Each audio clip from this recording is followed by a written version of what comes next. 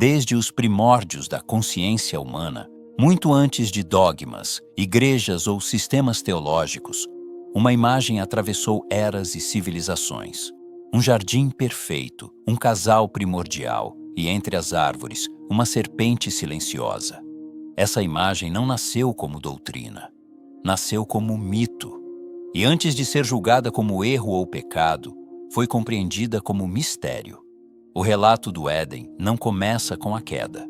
Ele começa com um jardim, um espaço de abundância absoluta, onde nada falta e nada precisa ser conquistado. Ali, o homem e a mulher vivem nus, mas não sentem vergonha. Vivem no presente, mas ainda não conhecem o peso do tempo. Vivem entre árvores, rios e animais, sem perceber uma separação real entre si e o mundo. Nesse estado primordial, não há distância entre o humano e a natureza, nem ruptura entre o masculino e o feminino, nem oposição entre criatura e divindade. Tudo é um. No centro desse jardim, erguem-se duas árvores, não como simples plantas, mas como eixos invisíveis da existência. A árvore da vida e a árvore do conhecimento do bem e do mal. Elas não representam escolhas morais no sentido moderno, mas estados de consciência. A árvore da vida simboliza o fluxo contínuo do ser, o viver sem questionar, o existir sem dividir. A árvore do conhecimento simboliza algo diferente, o despertar da distinção, da análise e da separação. Conhecer aqui não significa acumular informações, mas aprender a diferenciar, nomear e classificar a realidade, dividindo-a em opostos como bem e mal, luz e sombra, eu e outro. É nesse ponto que surge uma pergunta incômoda. Por que o conhecimento seria proibido? Se o ser humano foi criado à imagem do divino, por que conhecer o bem e o mal o afastaria dessa origem? Talvez porque esse conhecimento não acrescente algo ao ser humano, mas o separe do todo. Antes de comer do fruto, o ser humano não se percebia como um eu isolado diante de um mundo externo. Ele não se via como observador da criação. Ele era a própria criação. Comer do fruto não é aprender algo novo, mas passar a se enxergar de fora, nascer para a autoconsciência, surgir como indivíduo. É nesse momento que a serpente aparece. Muito antes de ser associada ao mal absoluto, a serpente era símbolo de sabedoria, renovação e transformação. Ela troca de pele, vive entre a terra e o invisível, e representa a passagem de um estado a outro. A serpente não mente quando diz que os olhos se abrirão. Eles realmente se abrem. Mas o que se vê ao abrir os olhos não é apenas o mundo, é a própria separação. Ao comer do fruto, o homem e a mulher percebem que estão nus. Essa nudez não é corporal, mas existencial. Eles se veem expostos, separados, diferentes. A vergonha nasce quando surge o olhar que compara, quando surge a consciência de si diante do outro e quando nasce o julgamento. Nesse instante, o Éden deixa de ser um lugar físico e passa a ser um estado perdido da consciência. A expulsão do paraíso não acontece porque uma divindade se enfurece. Ela acontece porque o ser humano já não consegue permanecer ali. O jardim não comporta a divisão. O Éden não suporta a mente que separa. A queda, portanto, não é uma punição externa, mas uma transição interna. Uma passagem dolorosa da unidade para a dualidade, do ser para o saber, do viver espontâneo para a consciência refletida. É nesse momento que nasce a história humana, com trabalho, dor, desejo, culpa e busca, mas também com a memória silenciosa de um tempo em que não havia distância entre si e o todo. Depois da queda, o mundo não se torna imediatamente hostil, ele se torna separado. O que muda não é a criação, mas a forma como o ser humano passa a habitá-la. O solo que antes oferecia frutos espontaneamente, agora precisa ser trabalhado. O corpo, que antes era vivido sem consciência, agora é sentido como peso, limite e vulnerabilidade. O tempo, que antes não existia como angústia, passa a ser percebido como duração, espera e finitude. A primeira consequência do pecado original não é o castigo, mas o trabalho. Com o suor do teu rosto comerás o teu pão. O trabalho surge quando o ser humano deixa de fluir com o mundo e passa a enfrentá-lo como algo externo. Trabalhar é agir sobre aquilo que já não responde espontaneamente. É tentar recompor, pela ação, uma harmonia que foi perdida na consciência. A segunda consequência é a dor. A dor do parto, a dor do esforço, a dor da existência encarnada. Mas essa dor não aparece como punição arbitrária. Ela aparece como efeito natural da separação. Quanto mais distante o ser humano se sente do todo, mais ele experimenta a existência como peso. A terceira consequência é a morte. Não porque o ser humano se torne mortal biologicamente naquele instante, mas porque passa a saber que é mortal. A morte surge como ideia, como medo, como antecipação. O fim entra no horizonte da consciência. E aqui o mito revela algo profundo. A morte não é apenas o fim da vida, mas o preço da individualidade. Só morre quem é um indivíduo separado. Aquilo que permanece uno não conhece começo nem fim. Nesse sentido, o pecado original marca o nascimento do ego. O eu surge como centro, como identidade, como fronteira. E com ele surgem o desejo, o medo, a culpa e a busca incessante por sentido. É nesse ponto que o mito deixa de ser apenas cósmico e passa a ser psicológico. A queda não aconteceu apenas no início dos tempos. Ela acontece em cada ser humano quando a consciência se fragmenta, quando o mundo deixa de ser vivido como extensão de si e passa a ser visto como algo a ser dominado, temido ou possuído. O paraíso perdido não é apenas um lugar ancestral. É um estado que se perde repetidas vezes ao longo da vida. Toda vez que o ser humano se identifica exclusivamente com seus pensamentos, suas imagens mentais e seus desejos, ele repete a queda. Toda vez que se esquece da unidade e vive apenas na oposição, ele se afasta do jardim. Mas o mito não termina na queda. Ele continua na nostalgia. Desde então, o ser humano vive com a sensação de que algo essencial foi perdido. Essa sensação se manifesta como saudade do absoluto, busca por transcendência, desejo de retorno. Ela aparece nas religiões, nos ritos, na filosofia, na arte e até no amor. O amor, aliás, surge como uma tentativa inconsciente de reparar a fratura original. Amar é buscar no outro aquilo que parece nos completar. É tentar, ainda que por instantes, restaurar a unidade perdida. Mas enquanto essa busca acontece apenas no plano externo, ela permanece incompleta. Por isso, o mito do pecado original não fala apenas de um erro passado, mas de uma condição presente. Ele descreve o estado do ser humano, que vive afastado de sua origem, mas que ainda carrega a memória dessa origem como ferida e como chamado. A expulsão do Éden não encerra a história espiritual. Ela a inaugura. A partir desse ponto, o caminho não é mais permanecer na inocência, mas atravessar a consciência. O ser humano não pode voltar a ser inconsciente. Ele só pode se tornar conscientemente inteiro. É aqui que surge a grande questão espiritual que atravessa todas as tradições profundas. A redenção não consiste em negar a queda, mas em integrá-la. Não em apagar o conhecimento, mas em transcendê-lo. Não em destruir o ego, mas em colocá-lo a serviço de algo maior. O mito sugere que o verdadeiro caminho não é retornar ao Éden como se nada tivesse acontecido, mas atravessar o deserto da separação, até que a unidade seja reencontrada em outro nível. Um nível mais alto, mais consciente, mais integrado.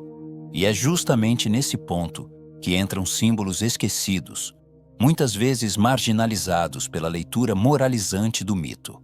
A serpente, o feminino, o conhecimento oculto e a possibilidade de redenção através da consciência. É isso que nos leva à próxima etapa dessa reflexão. Para compreender o pecado original em profundidade, é necessário revisitar um símbolo que foi, ao longo dos séculos, reduzido, temido e demonizado: a serpente. Sua presença no mito não é acidental. Ela surge exatamente no ponto de transição entre a unidade inconsciente e a consciência que se fragmenta.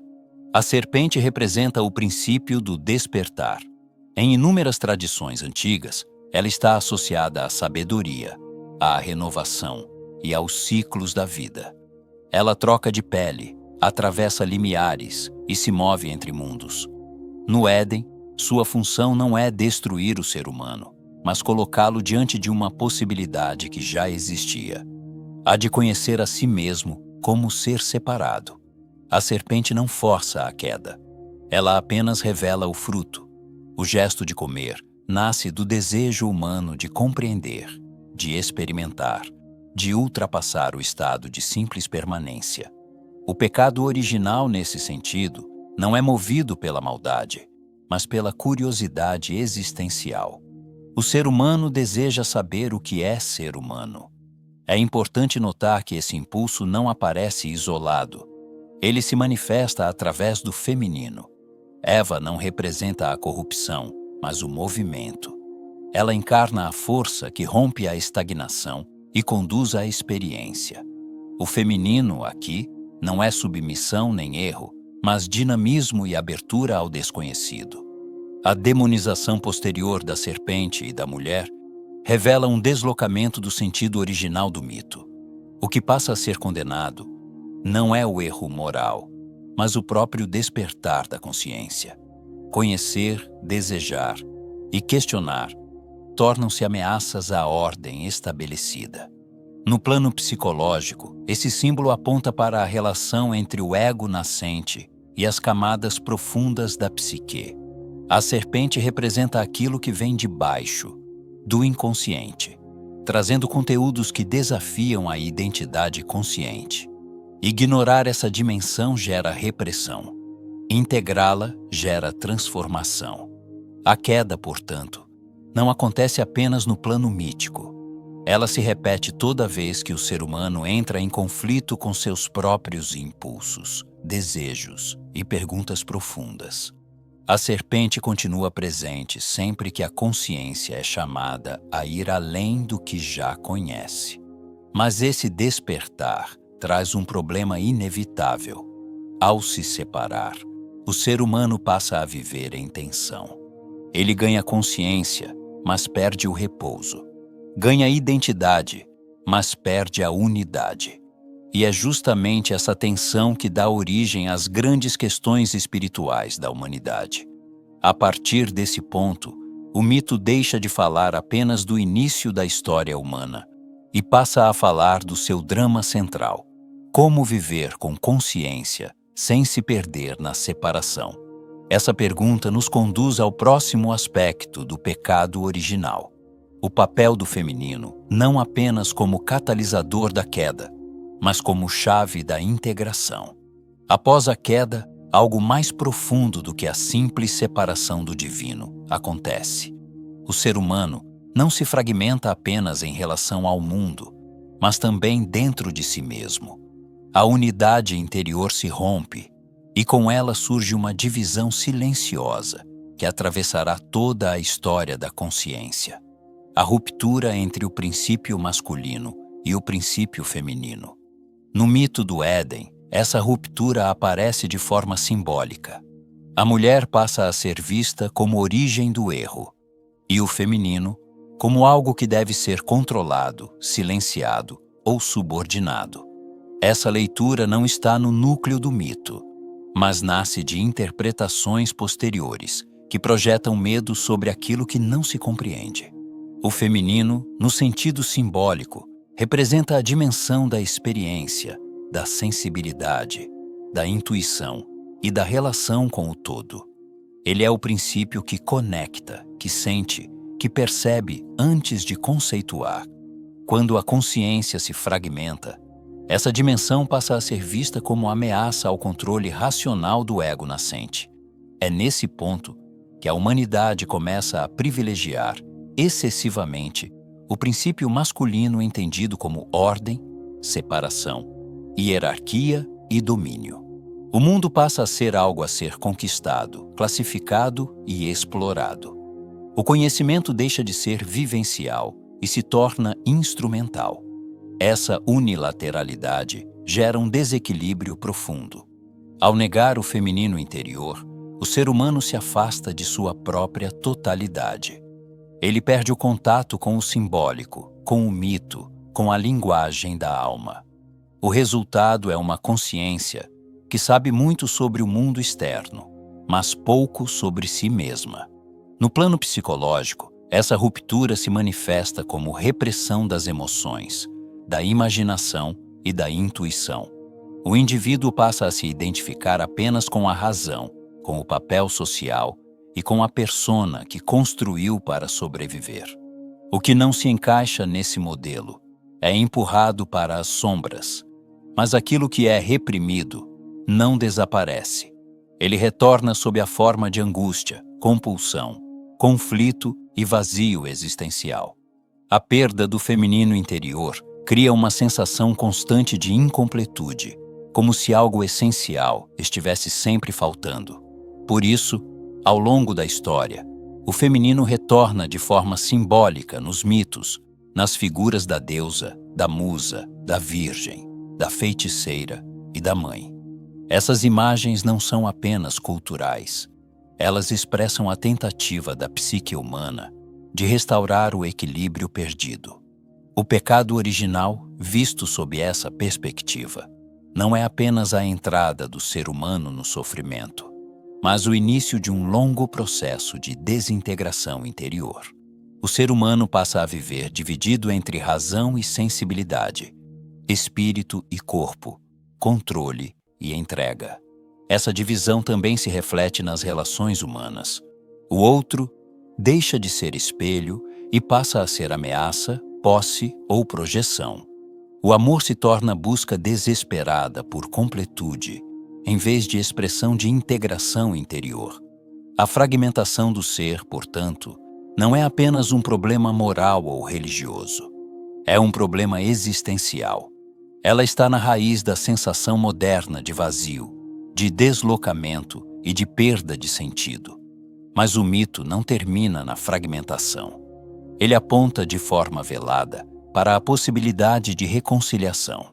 A mesma força que conduziu à separação pode, em outro nível, conduzir à integração. E é exatamente isso que nos conduz à etapa final dessa reflexão. A redenção não como negação do feminino e do conhecimento, mas como reintegração consciente da totalidade perdida.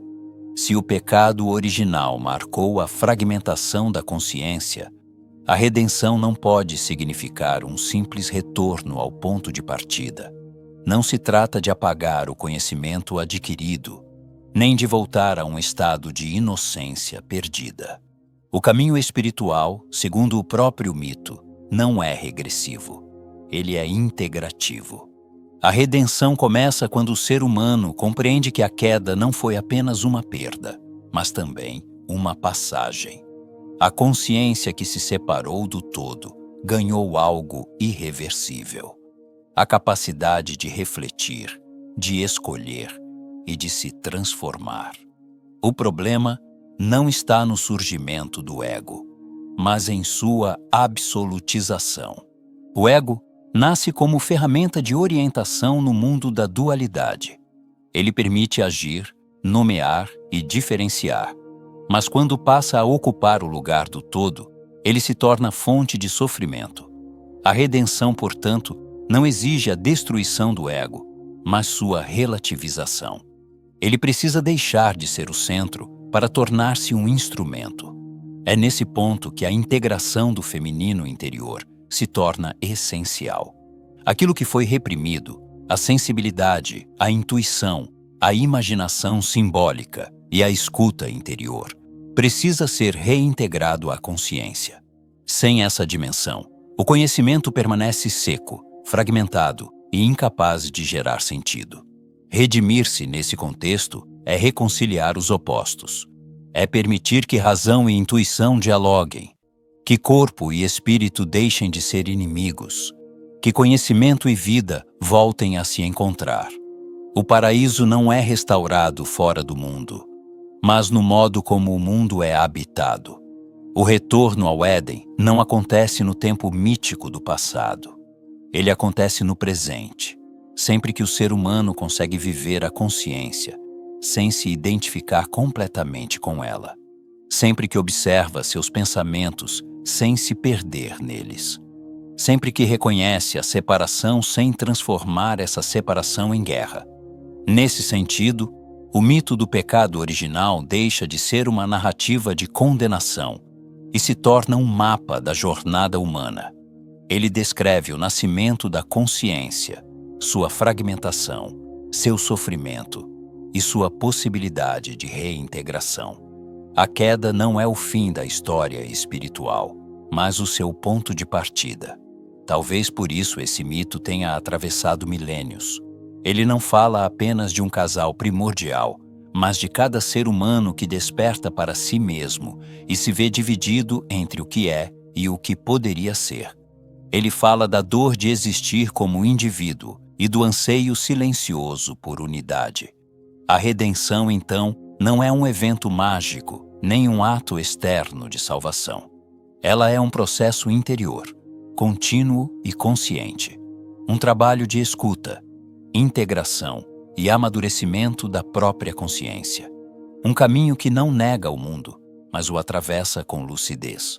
O pecado original não é um erro a ser apagado, mas uma condição a ser compreendida.